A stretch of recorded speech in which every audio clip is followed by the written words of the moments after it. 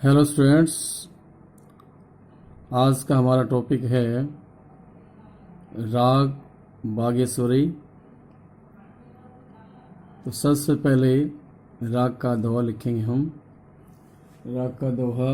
द्वितीय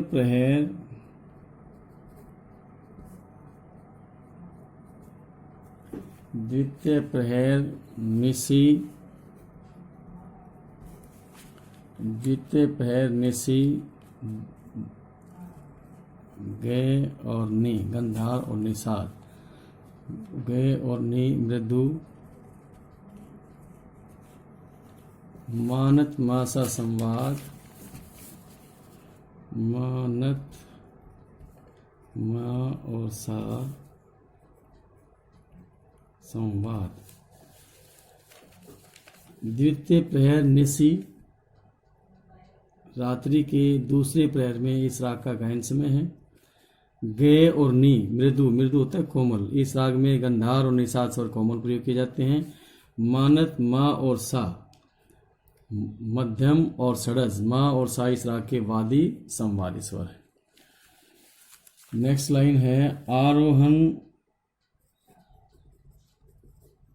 आरोहन रे और पा, आरोहन रे पा स्वर वर्जित। इस राग के आरोह में रे और पा, ऋषभ और पंचम स्वर वर्जित हैं। और राखत काफी थाट, और इस राग को काफी थाट के अंतर्गत रखा गया है। तो राग के दोहे से हमें बहुत से पॉइंट मिल जाते हैं। द्वितीय प्रहर निशी, निशी होता है रात्रि, रात्रि के द्वितीय प्रहर में, दूसरे प्रहर में इस राग का गायन समय है, गाने बजाने का समय है। और गय और नी, गंधार और निषाद स्वर इस राग में कोमल प्रयोग किए जाते हैं। मा और सा मध्यम और षड स्वर वादी संवादी। इस राग के आरोह में रे और पा स्वर वर्जित हैं और इस राग को काफी थाट के अंतर्गत रखा गया है। ये है राग का दोहा। नेक्स्ट पॉइंट है थाट। दोहे से ही थाट, हमें कौन सा थाट है? काफी, काफी थाट। राग के जो स्वर हैं उससे हमें अंदाजा लग जाता है कि इस राग का थाट क्या है। राग बागेश्वरी में गय और नी स्वर कोमल हैं, काफी थाट में भी गय और नी स्वर कोमल है। तो 11वीं क्लास का जो थाट का क्वेश्चन आपको अच्छी तरह से याद होगा, किस थाट में कौन से स्वर प्रयोग किए जाते हैं, उसके आधार पर ही राग का थाट आप बता सकते हैं। नेक्स्ट पॉइंट है, हम इसको लिखेंगे इस प्रकार से, डिटेल में लिखेंगे। राग बागेश्वरी, इस राग की उत्पत्ति काफी थाट से मानी जाती है, इस प्रकार से लिखेंगे। काफी थाट जन्य राग है।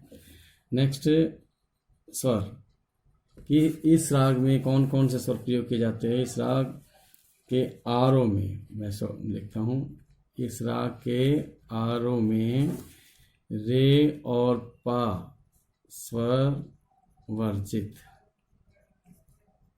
आरोह में रे और पा स्वर वर्जित, तथा अवरोह में सातों स्वरों का प्रयोग किया जाता है। और इस राग के अवरोह में पंचम स्वर का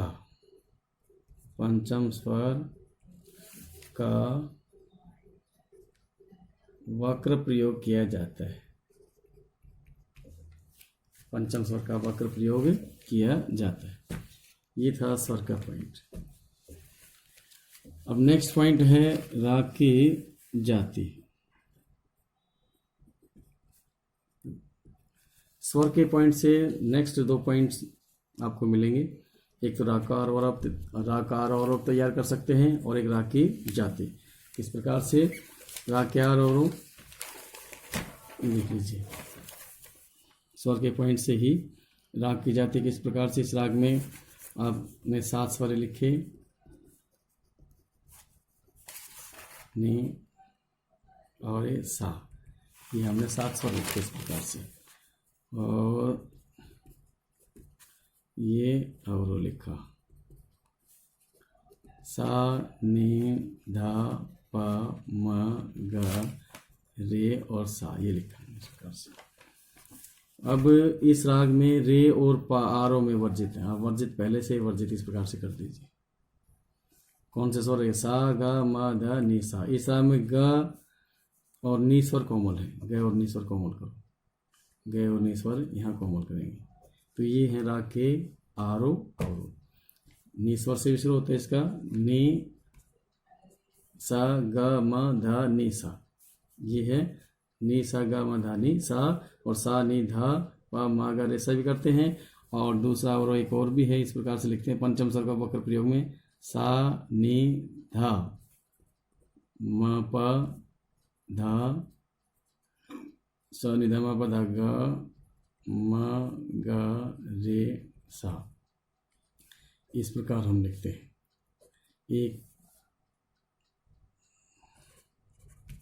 एक आरोह ये है, एक आरोह। राग की जाति किस पर डिपेंड करती है?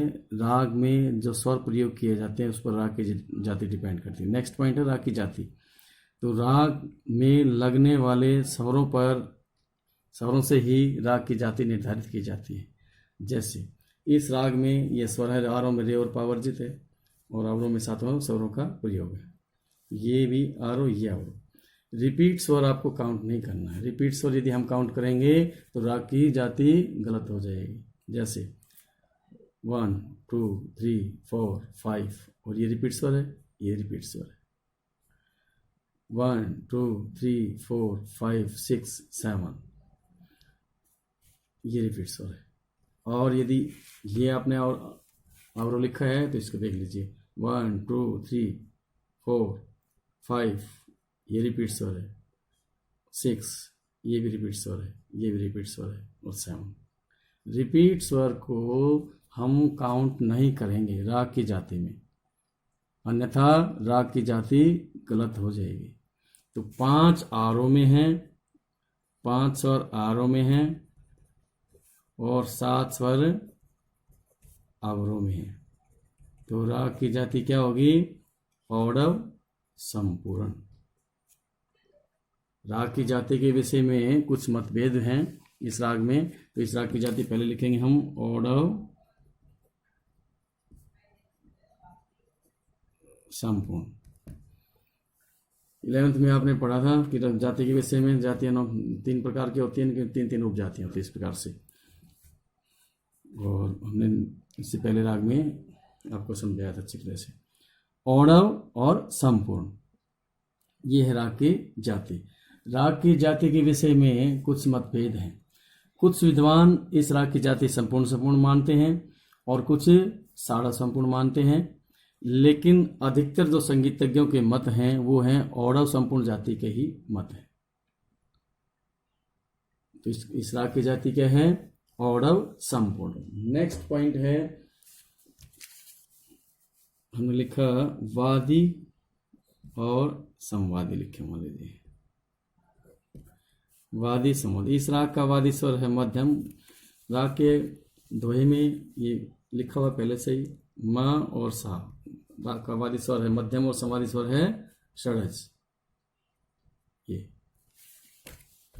इस प्रकार से। अब ये नेक्स्ट है पूर्वांगवादी राग है या उत्तरांगवादी राग है। पूर्वांगवादी राग या उत्तरांगवादी राग। तो यह राग के स्वर की दृष्टि से पूर्वांगवादी होना चाहिए, लेकिन राग के स्वरूप की दृष्टि से यह राग उत्तरांगवादी माना जाता है। उत्तरांगवादी इसलिए राग में हमने आपको अच्छी तरह से सिखाया था। हमने सप्तक के इस प्रकार से 2 भाग बनाए थे, सा रे गा मा पा धा नी सा। ये सप्तक के 2 भाग बनाए थे। ये 4 जो स्वर हैं और ये 4 स्वर हैं। ये है पूर्वांग का क्षेत्र और ये है उत्तरांग का क्षेत्र। इस प्रकार से जिन रागों का वादी स्वर इन 4 स्वरों में से हो, सा हो, रे हो, गा हो या मा हो, वह राग होगा पूर्वांगवादी। और जिन रागों का वादी स्वर प ध नी इन स्वरों में से सा इन पूर्वांग के उत्तरांग के चित्र में से हो तो वे राग होंगे उत्तरांगवादी। लेकिन यहाँ नियम के अनुसार क्या होना चाहिए, ये राग पूर्वांगवादी, लेकिन उत्तरांगवादी है। क्यों? क्योंकि यह उत्तरांग के क्षेत्र में अधिक गाया बजाया जाता है। जिन रागों का वादी स्वर सप्तक के पूर्वांग में भले ही क्यों न हो, जो राग उत्तरांग में अधिक गाए बजाए जाएंगे तो उनका वादी स्वर सप्तक के पूर्वांग में भी होगा, तब भी वो राग उत्तरांगवादी ही माने जाएंगे। तो लिखेंगे हम, राग के वादी स्वर की दृष्टि से यह राग पूर्वांगवादी माना जाता है, और राग के स्वरूप की दृष्टि से राग का चलन क्या है, राग का गाने बजाने का ढंग क्या है, राग के स्वरूप की दृष्टि से यह राग उत्तरांगवादी माना जाता है, क्योंकि यह उत्तरांग के क्षेत्र में अधिक गाया बजाया जाता है। इस प्रकार से हम लिखेंगे। नेक्स्ट पॉइंट है समप्राकृतिक राग। समप्रकृति या समप्राकृतिक एक है, या आप ये कह सकते हैं इस राग से मिलता जुलता राग। इस राग से मिलता जुलता राग है भीमपलासी। समप्राकृतिक राग में लिखना होगा हमें, इस राग कौन से राग की प्रकृति इस राग के सम है, इस राग के इक्विवेलेंट है, इस राग के सिमिलर है। ये पॉइंट समप्राकृतिक राग, इसको राग का, रागों का या राग का नाम लिखना होगा। नेक्स्ट पॉइंट है न्यास के और ये स्वर लिखम। न्यास के स्वर क्या होते हैं? जिन स्वरों पर ठहराव किया जाता है, राग में जिन स्वरों पर अधिक से अधिक ठहराव किया जाता है उन्हें हम कहते हैं न्यास के स्वर। तो इस राग में जो न्यास के स्वर हैं सा, म और धा, इन स्वरों पर बार बार ठहराव किया जाता है, अर्थात न्यास किया जाता है। यह है न्यास के स्वर। नेक्स्ट पॉइंट है गायन समय। गायन समय राग के दोहे में दिया हुआ। गायन समय भी रात्रि का दूसरा प्रहर कह लीजिए, पहर कह लीजिए, रात्रि का दूसरा प्रहर। 3 प्रहर होते हैं। रागों के समय सिद्धांत में आपको पढ़ाया था 4 से 7, 7 से 10 और 10 से 4, ये टाइम होता है। 24 घंटे में 2 बार समय आता है। तो रात्रि का दूसरा प्रहर कौन सा है? ये है रात्रि का दूसरा प्रहर 7 से 10। रात्रि का दूसरा प्रहर 7 से 10, ये भी लिख सकते हैं हम कि इस राग का गायन समय रात्रि का दूसरा प्रहर अर्थात 7 से 10 बजे तक का है। 7 से 10 बजे तक इस राग को हम गाए बजाएंगे। नेक्स्ट है राग के आरोह और अवरोह। राग के आरोह अवरोह हमने आपको इस पॉइंट में बताए थे, स्वर के पॉइंट से ही किस प्रकार से बनाएंगे राग के आरोह।